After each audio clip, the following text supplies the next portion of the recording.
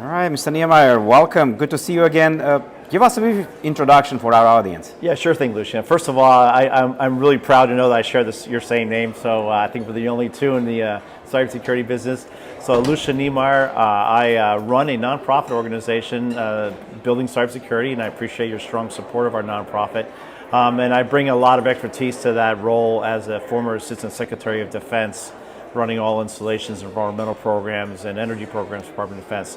So I've been really focused on the threat of operational technologies and the benefits the new technologies can bring, but also where we need to protect them across our society.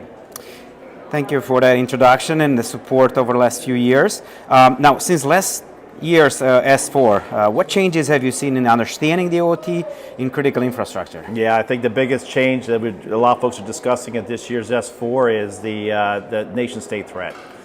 We've seen recently headlines about threats to our maritime ports, to our critical infrastructure, and water systems. So I think there's a growing understanding that connected operational technologies are great for society, but they also need to have a more deliberate approach to cyber safety versus cyber security. And that's really making sure that the lights stay on, the water's not in any way poisoned, and that we can maintain our life essential services. Now, in your work with your nonprofit building cybersecurity, what themes are resonating to drive investment in cybersecurity protections?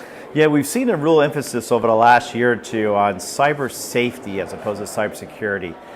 When there's a realization that an attack to the operational technologies in a building, in a car, in a petroleum system, any kind of system can create a risk to employees or tenants, you're starting to see people pay attention to that more.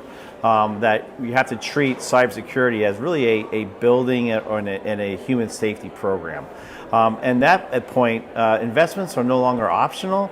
They have to be mandatory because the most compelling need is to make sure that we keep our people safe as they are operating in technology. So as we incorporate more technologies in our lives, in our homes, in our cars, in our buildings, as we see more robots come into play in that human-machine interface, we have to understand that there has to be minimum engineering standards to ensure a safe condition, safe operations of those machines. And that's really getting to the heart of cyber physical systems, is where do you maintain that safety. So that's starting to really resonate in our work we're doing with commercial real estate, water systems. It gets down to what do we need to do to maintain human safety. Now, I've just heard something at S4 that Europeans are coming regulation for SBOM, for software bill of materials being a mandatory thing. Do you see that coming in the U.S. as well? Yeah, I definitely see a role for software bill of materials, but software is good, but you also have to ask what's the performance factors for that software. So what are the performance bill of materials? What do you want to get out of that? So I definitely think having a pre-approved list of acceptable software is good. But that's only to buy it. How do you also maintain that performance over time?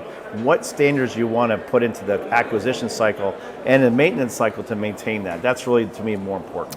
Thank you for that. And if you're in the audience, feel free to leverage the hashtag you see on the screen, and we'll get back to Mr. Niemeyer. Hopefully we'll have you during the IoT World's building Smart Buildings Day in June. So. Yeah, Lucia, you do a fantastic job with that conference, and I look forward to participating any way I can.